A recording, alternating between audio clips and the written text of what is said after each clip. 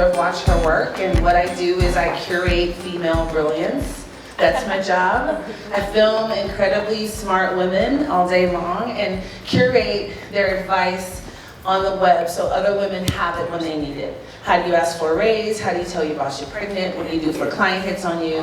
Those questions and many more. And when I started this exercise, I could have filmed a few people that were really smart and answered all my questions, but I didn't. I filmed hundreds of women. Because let's face it, work is different if you're pretty than if you're not. If you're tall or petite, if you're heavy, if you're black, if you're different in any way, it's different for you. So we can't get all of our advice from Sheryl Sandberg. She's super smart, but she can't really inform all of us. Okay? So that's what I did. And so that work has led me to corners of the globe around speaking about these issues about diversity, inclusion, and worth, and the future of work. And so this topic of what it means to be inclusive is kind of an over-discussed topic, but an under-analyzed topic. And so what I think we're going to do today is really analyze it, all right? So,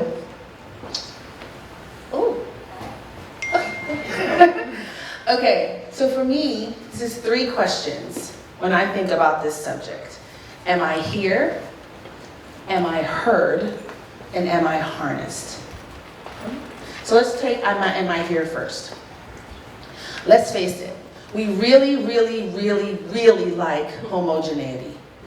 It's comfortable, right? I remember going to a predominantly white college, and if you go to any predominantly white college in America, you go to the cafeteria, and all the black kids are huddled together for warmth. Right? And they used to come up to us and say, "Why do you guys all sit together?" And we would say, "Why do you guys all sit together?"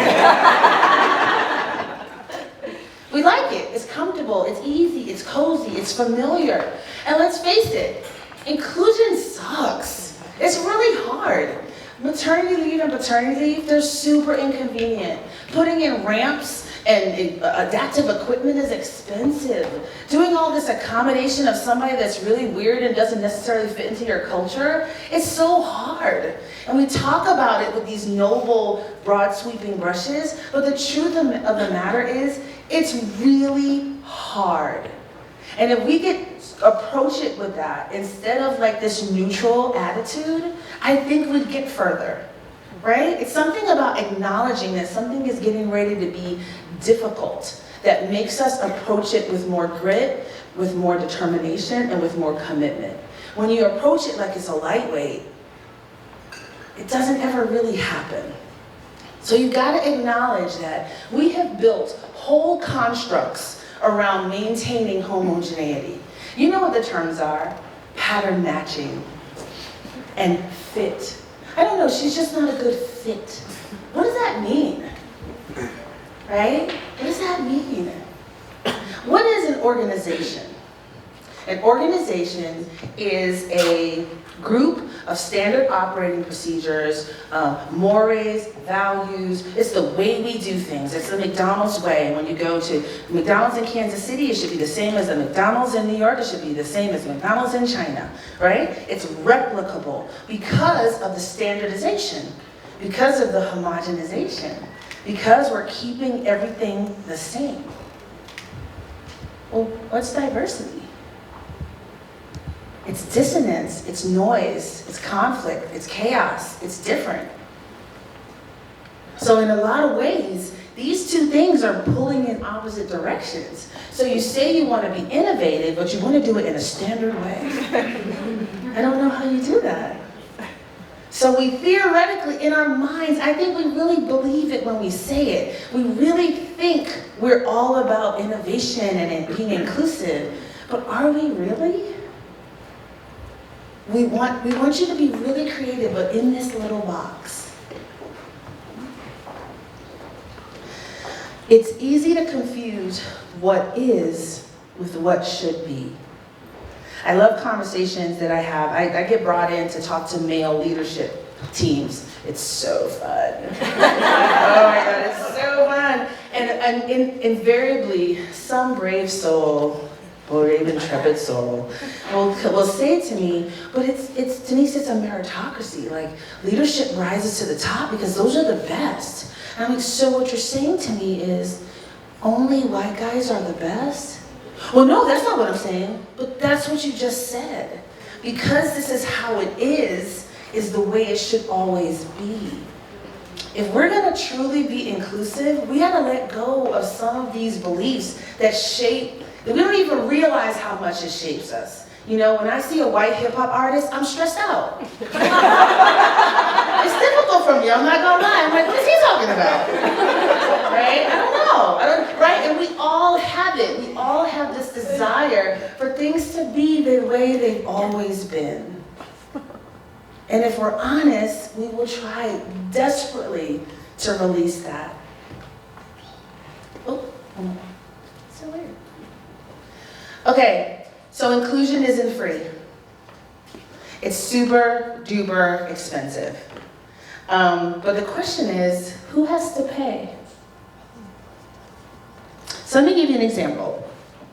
I believe diversity and inclusion is like a stadium.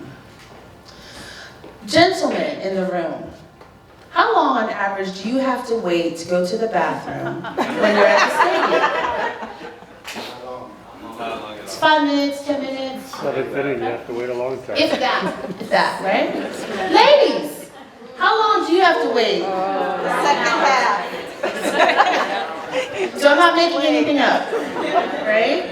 So by any standard definition, that's an F.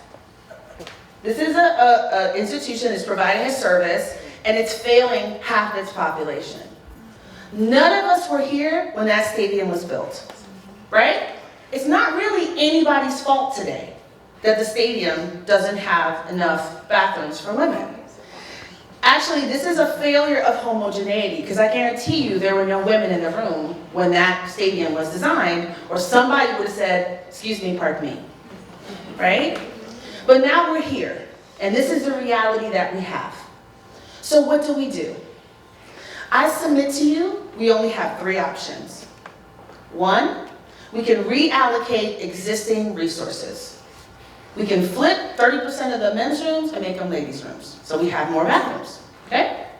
Number 2, we can inject additional resources. We can pull out the Toyota Tundra kiosk, we can pull out and we can put more bathrooms in, right? Inject additional resources into that system. Choice number 3, we could do nothing. How many stadiums have chosen choice number 3? All of them. So there's one in Oklahoma that just redesigned, and they flipped and put in way more ladies' rooms. And you know what they found? Their concession revenue went up 40%.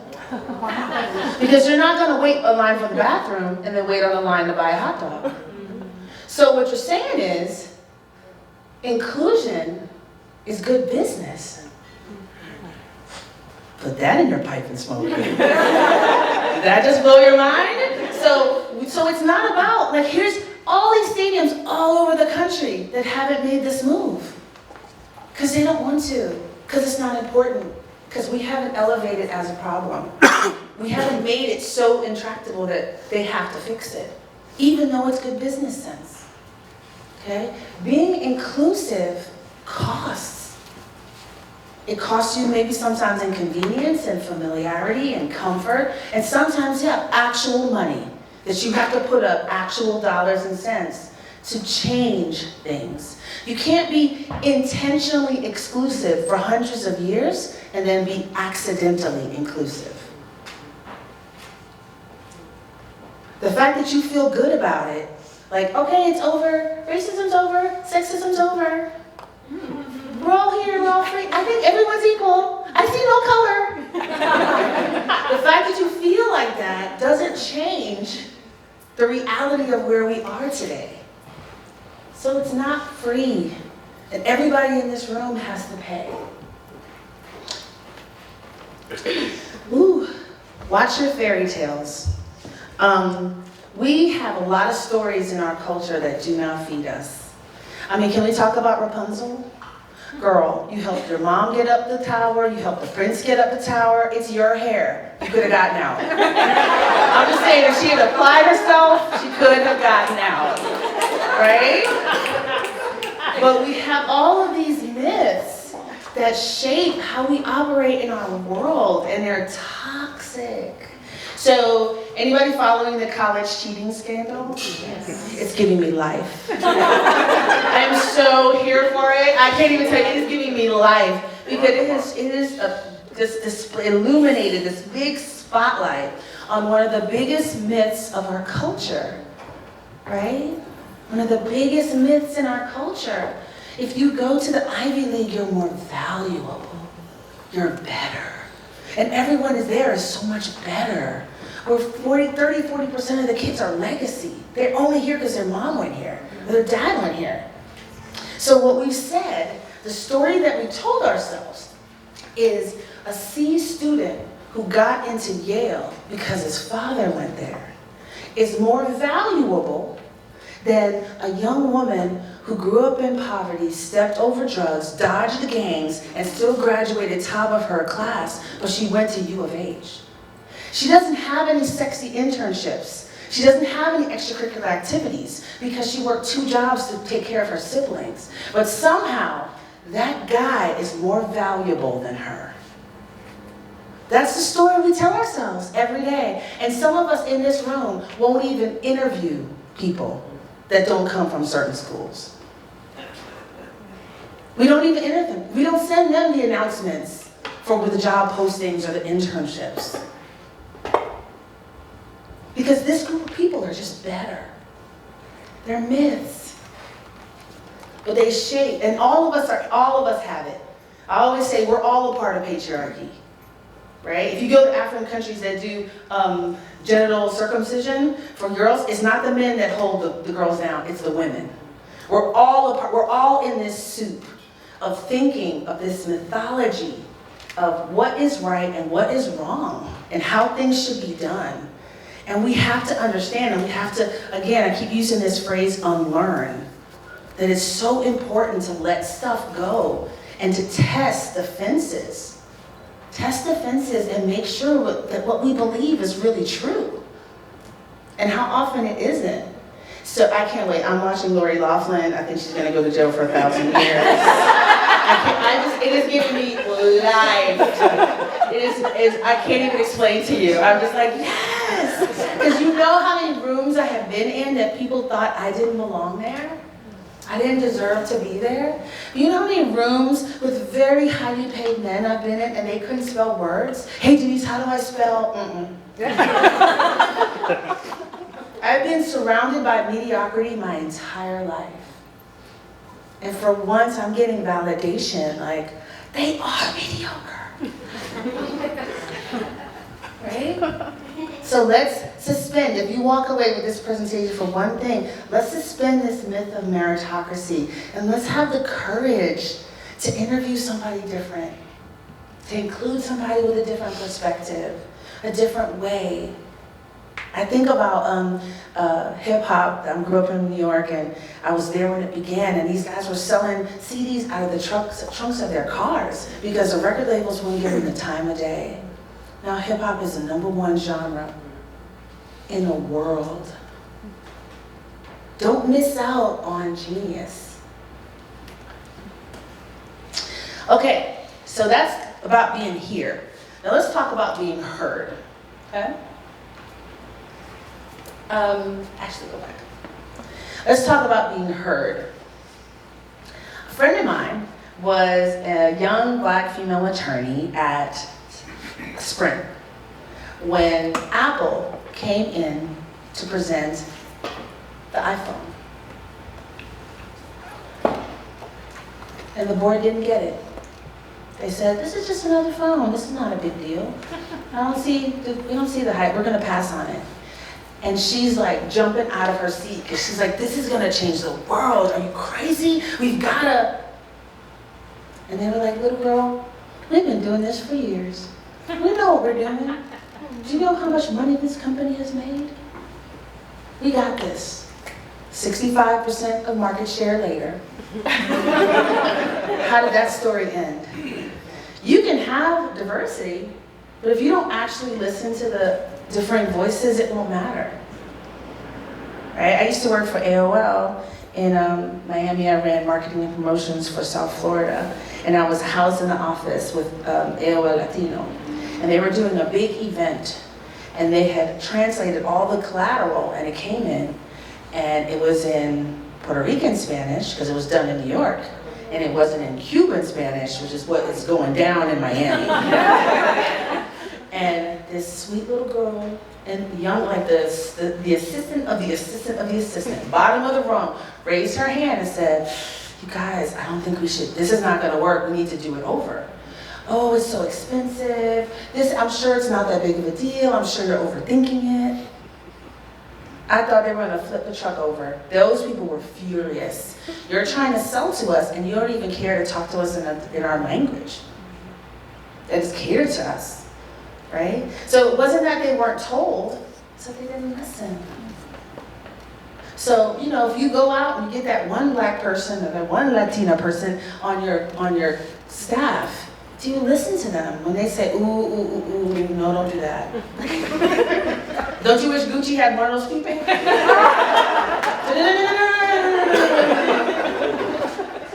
You gotta listen. Even when it's expensive, even when it's inconvenient, even when it's hard, and you just don't want it to be true, you have to listen. Part and parcel of that is pass the mic.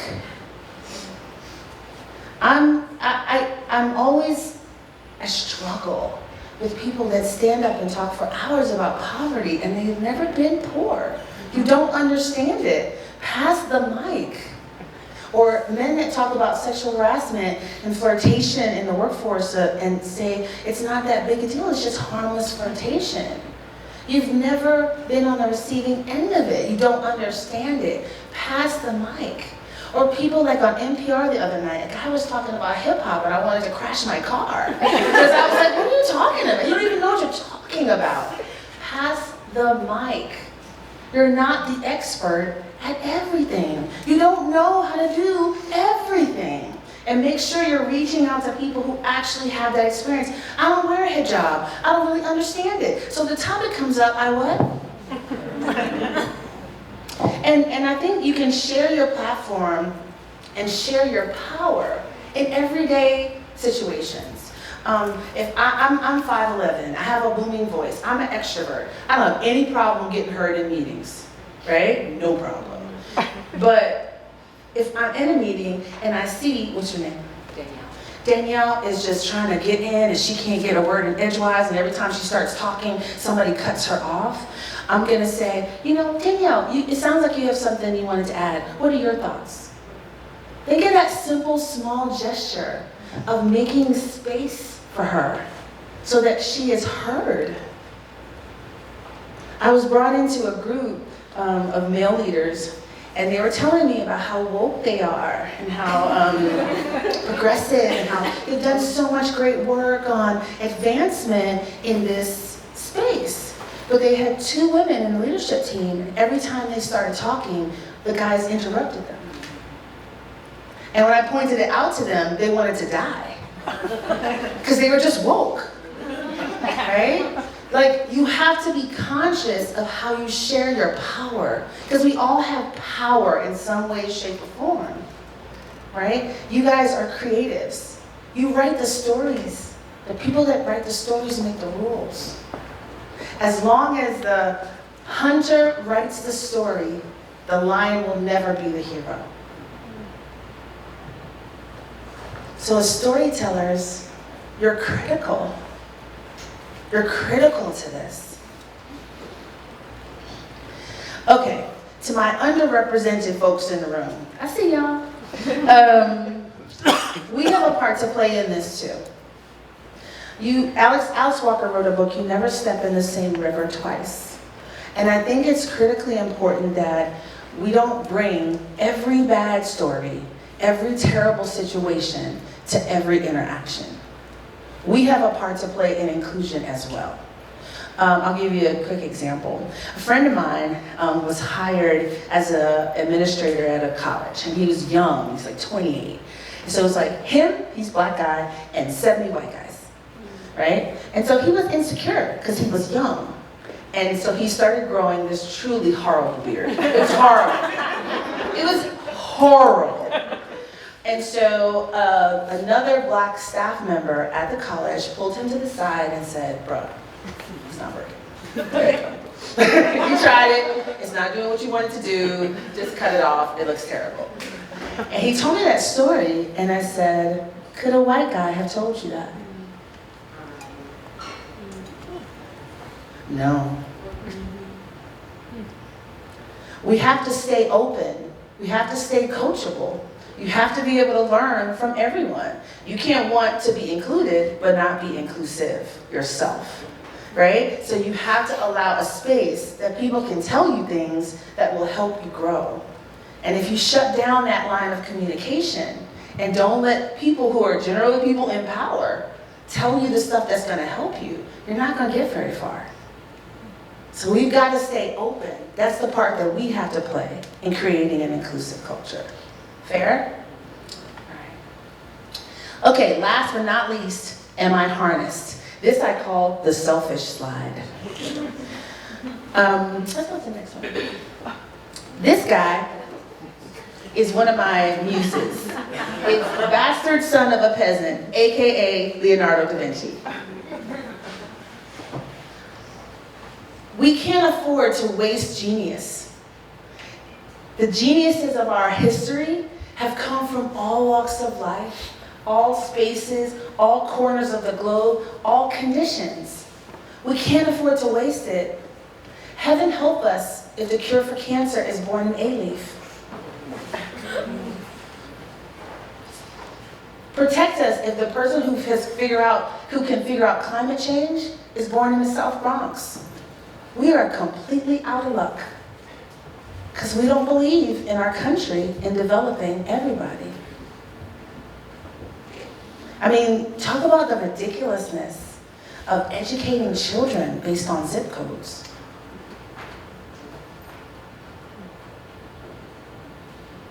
It's ridiculous. On its face, it's ridiculous. I want as many Leonardo da Vinci's as there can be in our culture. Like, we have real problems to solve. And we can't solve them if we exclude 2/3 of our population from the discussion. It's not productive. We're not helping ourselves. And we have to think, I love this statement. I love it because I said it. Time wasted rationalizing the mediocre could be spent creating the magnificent. Time spent rationalizing the mediocre could be spent creating the magnificent. You're creatives. You want to create the magnificent, and to do that, you've got to bring everybody in as much as possible. Inclusion isn't a destination. Sorry, there's no end in sight. It's exhausting, it's tiring, it's expensive, it's hard, people are weird. But if we do it, we'll have a better world. Really, truly, honestly, we'll have a better world. It's really hard, but I believe in you. You can do it. Thank you.